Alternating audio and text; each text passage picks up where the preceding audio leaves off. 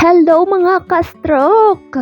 Ayan, kumusta kayong lahat? Ang tagal-tagal ko nang hindi vlog pero salamat sa inyo sa paghihintay nyo. Ayan, nandun pala ako sa Liloan, Southern Leyte. Pinakita ko sa inyo. Worth it naman yung biyahe. Ang tagal-tagal lang. Pero worth it talaga yung biyahe. Taga Leyte ako pero first time ko lang nakapunta ng Southern Leyte. Imagine after ko na-stroke tsaka ako nakapunta doon. Pero okay lang. Basta hindi pa naman huli ang lahat, diba?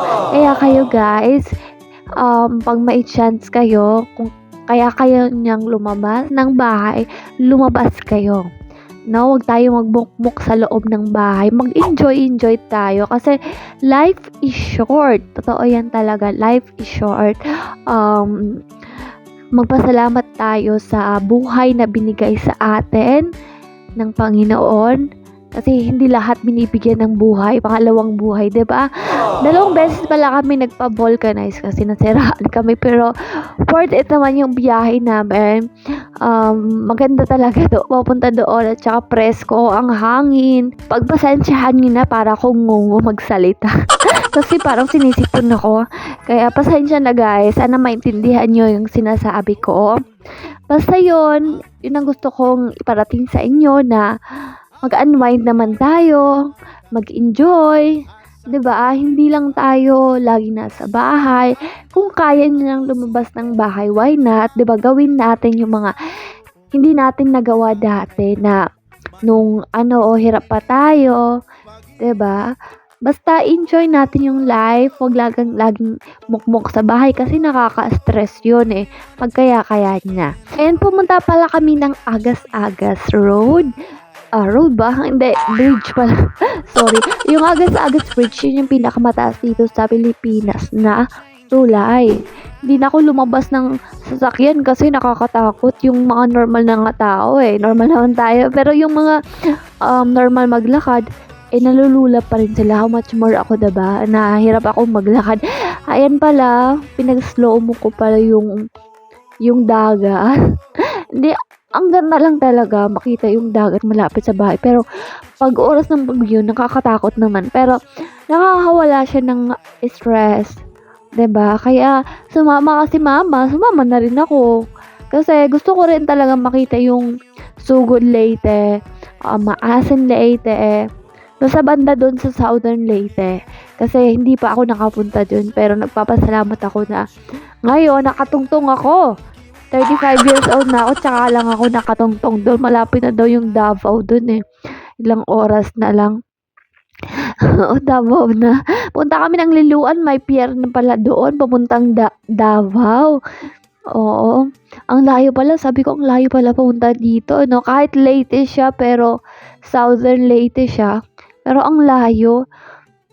Pero worth it naman yung biyahe guys. At syempre, bago ko makalimutan, gusto ko palang i-shoutout muna si Paco, si Neil Oreta, at saka si Reggie Clemente. Maraming salamat po sa inyo sa pagtutok nyo. At syempre sa lahat pala ng tumututok sa akin sa live.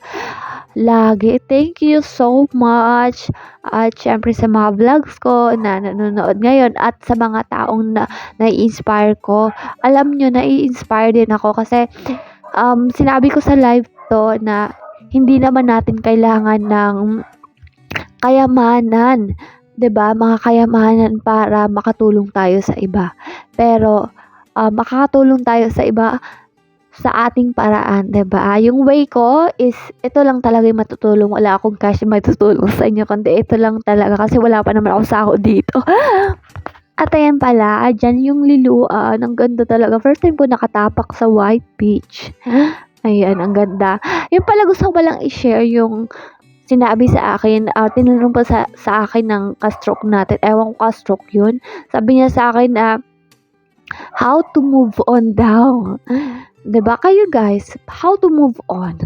Pero para sa akin guys, how to move on is yung pagtithink mo ng positively.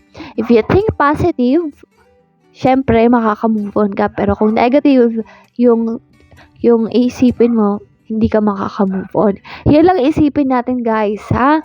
Makaka-move on tayo kung positive tayong mag-isip. Totoo yan. At nung isang araw pala nag-exercise ako kasi ang tagal ko nang hindi nakapag-exercise simula noong nagkasakit yung tatay ko at namatay. Kaya ang tagal ko hindi nakapag-vlog din kasi namatay nga yung tatay ko, nagkasakit siya. Kaya yun, hindi na ako nakapag-live. Kaya yun, ngayon lang ako nakapag-exercise at tumitingin-tingin pa sa akin yung aso. Parang gusto akong sakyan. 'Di ba? Tinakyan niya ako, parang buti na lang hindi ako natumba. Naglakad-lakad na noon ako, syempre dun sa pa rin sa dinadaanan ko, sa ine-exercisean ko. Diyan lang talaga ako naglakad-lakad, hindi muna sa kalsada kasi takot pa rin talaga ako, mahina pa rin yung balanse ko. Basta isipin natin yung safety natin, kung saan tayo mag-exercise. Safety first, importante yan. At syempre nagpa-araw tayo.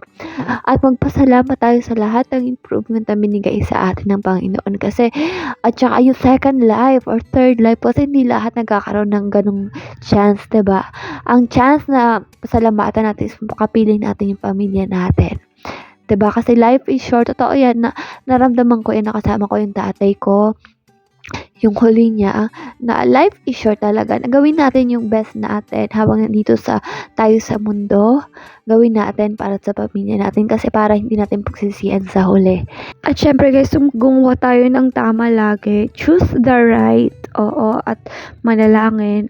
Basta ganun, tumulong tayo sa kapwa natin kung may maitutulong tayo, diba? Hindi natin kailangan ng riches para makatulong tayo sa ibang tao. Diba? We can help other people through our ways na makakatulong tayo. Katulad ko, ganito lang talaga ang kaya ko may tulong sa inyo. Magbigay ng inspirasyon sa lahat ng dumadaan. Kasi alam kong mahirap at napagdaanan ko yon. Kaya ganun ang way ko na makatulong sa ibang tao, sa ibang ka-stroke natin. At yan, nagpa-araw ako. Magtuloy-tuloy lang tayo magpa-araw guys, mag-exercise kasi pag hindi natin tinutuloy, pag tinatamad tayo, 'di ba? Napapansin natin na yung katawan natin naninigas. Totoo yan. Napansin ko yan sa sarili ko nung hindi ako nakapag-exercise. Nag-exercise ako, parang bigla akong parang nag-straight yung paa ko na ayaw niyang humakbang. Ganun siya. Pero magtuloy-tuloy lang tayo guys. Huwag tayong tumigil at huwag tayong magpa-stress kung maaari kasi yun talaga yung nag-uumpisa. Doon nag-uumpisa yung mga negative thinking natin. Kaya iwasan natin ang stress kung maaari. Tsaka huwag tayong mag-think ng negative, puro positive lang para masaya ang buhay kasi life is short nga. Wala naman forever sa mundo. Lahat natatapos. At yan guys, kumain pala ako. Hindi akin lahat yan ha. Dalawang saging lang kinakain ko at saka laing. Pero yung laing naubos ko. Masarap kasi yung laing. Hindi, dalawa daw dapat yung natin yung saging lang daw sa isang araw kasi potassium daw yun. So, baka sobrahan daw. Ewan ko, narinig ko lang yun dito sa FB. Pero, syempre, hindi ko alam kung totoo talaga. Magtanong tayo sa doktor. Pero maganda ang potassium sa atin na iwas stroke yan. At syempre, kumain ako ng tawag dito, kamote. Oo. Ginagamit ko yung aking affected. Kasi, hanggang ngayon talaga hindi pa rin siya okay. Pero, at least, nagagamit ko siya. Masaya ako doon. Pero syempre, mas magiging masaya ako pag maging okay yung kamay ko, diba? Pero hindi ko ini-stress yung sarili ko na, uy, maging okay ka na. Kasi more than 2 years na po ako, guys. Pero hindi ko ini-stress yung sarili ko talaga na maging normal na agad-agad yung aking kamay. Kasi alam ko, it's a long process. Itong stroke na to, it's a long process. Depende sa tama. Pero hindi ibig sabihin na grabe ang tama natin. Wala tayong pag-asa. Ang laki ng pag-asa natin. Depende yan sa dedikasyon mo. Dedikasyon mo, wag mong wawalain yung dedikasyon mo. Dapat andyan lagi yan. At syempre, pag-asa sa buhay guys. Kasi habang may buhay, may pag-asa. At ang BP na ako, gusto ko magpasalamat sa inyong lahat. Wag niyong kakalimutan ng BP kasi minsan pag habang tumatagal tinatamad na tayo mag-BP. Ganun ako. Ewan ko lang sa inyo pero ganun ako Pero makakampante tayo pag nag-BP tayo. 'Di ba? Tsaka uminom tayo ng gamot. Thank you so much guys. Next time ulit. Bye-bye.